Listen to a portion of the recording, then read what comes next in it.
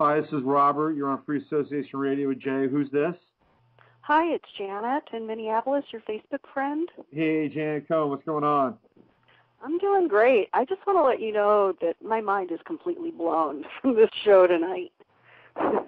Well, that's what we're supposed to do here. I mean, that's our mission statement is to blow minds and get a little closer. Do you have anything you want to ask Jay or any comments besides I don't really have any particular questions, but, I'm in Minneapolis, and I just want to, talking about the chemtrails, it was never bad here before. It's really bad now.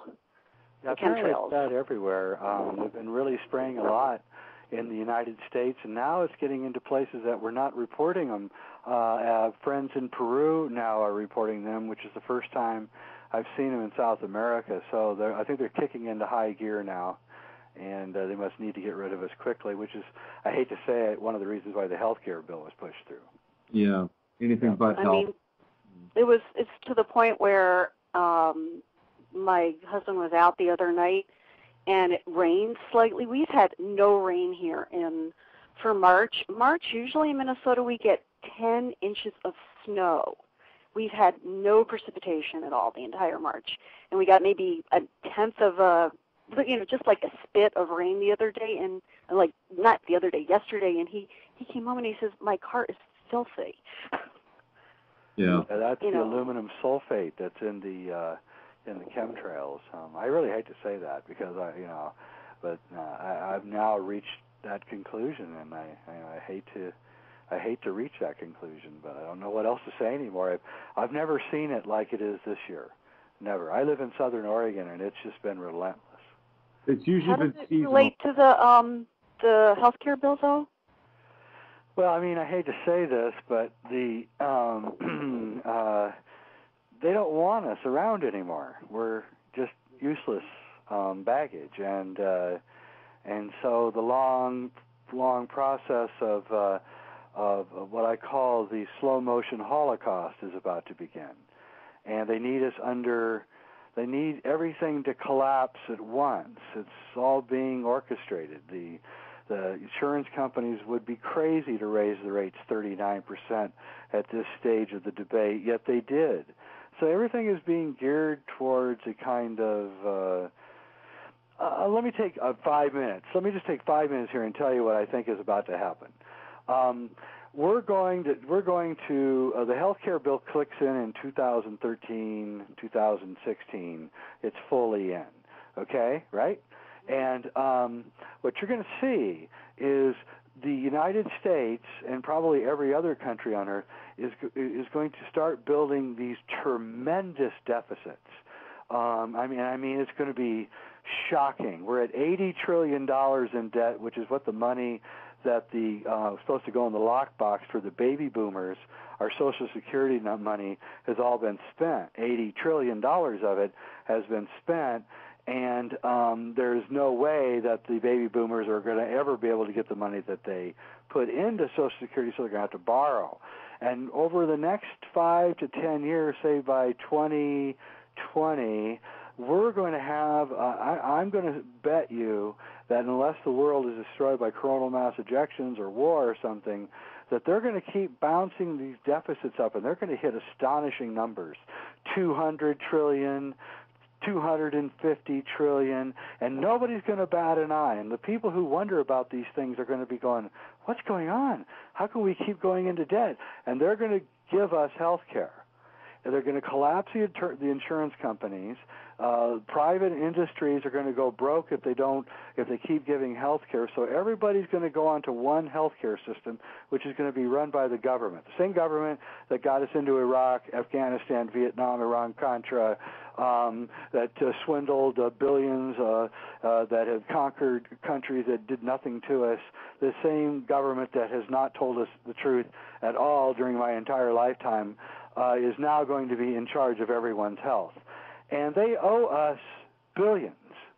So you have to ask yourself, if a mob steals from somebody and then somebody goes forth and asks the mob for their money back, does the mob pay them back, suddenly get honest and pay them back? Or what does the mob do at that point? And I think we all know what the mob does at that point. And that's about to happen to us. And it's very frightening. Well, I guess I should be going to as many Todd Rundgren concerts as I can right now, huh? Get healthy. That's an inside joke. Well, thank you very much. Love Todd Rundgren. Thanks, Janet. Okay, bye. Bye-bye. Hey, Jay, we got just a few minutes left, and I wanted to ask you another question about chemtrails. But I've thought about this, right? And so here we have a planetary operation, a global operation.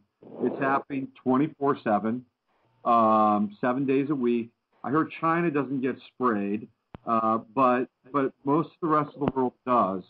Where are they creating this stuff? I mean, there's got to be a massive operation. It does. It's really quite amazing. What's very interesting about them is I've talked to a lot of researchers, big researchers, you probably talked to them too, on this. And one of the most amazing things with these chemtrails is, I'm a filmmaker, and one of the problems with filmmaking is when a jet goes by, you have to stop your take because the jet noise gets on the mic. Right. But but chemtrails the jets never make any sounds that you have to stop the mic for. Never. You never hear them. That's true. And so I'm not even sure what they really even are up there. I don't know anymore. I know that sounds kind of crazy and strange, but I'm not even sure there's really jets. And I just don't know. I mean, the whole apparatus for it would just have to be so huge and big. I can't even imagine how they can do it. Yet, don't underestimate the managers and their ruthlessness. Just don't underestimate it. And that's all I can say about it. I don't know that much about chemtrails. I just know that they've ruined my sky, and for that, I will never forgive whoever does it, because we don't have blue sky hardly ever anymore. No, it's an absolute shame, and it makes me sad. And there's part of what you and I know about chemtrails, and there are a number of people who listen to the show know about them, but the average person really doesn't know about chemtrails. No. But for people like you and I, it's almost like a psyop. I mean, here we go outside, and we see them. And then we have to adjust. We have to make this internal adjustment inside of ourselves to try to not be, enraged. You know what I mean? Yep, I do. And so we have to do this kind of inner kind of yoga, just to go outside and take part in the day. And it's challenging. I gotta say, it's just a really challenging exercise for myself. It is for me too. In fact, I'm an avid exerciser, and I hike up the side of a mountain every day, and on days when they're spraying, I'm in a fight, an argument with myself. I should stay inside, and I'm like, no, I'm not going to stay inside. So it's horrible. I mean, it is horrible, and maybe it is just set there to torture the perceptive. Maybe. Well, it certainly hits me. Well, listen, me too. We've only have a few minutes left here. I before anything strange happens that hasn't been already strange that's happened. I just want to thank you, Jay, for coming on the air with me and spending time with me and sticking through this and getting through a lot of the technical difficulties that have been sort of heaped upon us here. And I just want to congratulate you and give you some real props for doing what you're doing. I think it's important work. And if anybody is listening, please support Jay. Check out his DVDs. Check out his book. By supporting him and his work, you allow him to go further and deeper. And again, I just want to say thank you, and I really respect what you're doing, and keep on doing it. Thank you, and I would like everybody to check out my new film, Infinity: The Ultimate Trip, Journey Beyond Death, which is getting rave reviews and is selling like crazy. And it's a really positive view of multi-dimensional states and life after death and who we really are, and just encourage people to. Well, I encourage people to go to my website, sacredmysteries.com, and pick a copy up if you know someone who's dying or is not feeling well, or even for yourself, because it's a real.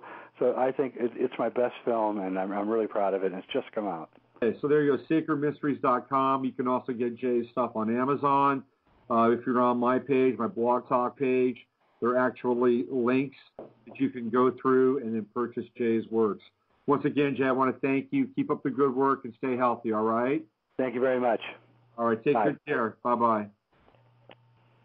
Well, that was Jay Weidner. Wow, what a show, huh? I mean, not only did we get the 40,000-foot view from Jay, but we had a lot of interesting interference that we had to get through. It's I think one of the things that I aspire to is to be able to have this experience with my own technology, so I don't have to. I mean, look, don't get me wrong.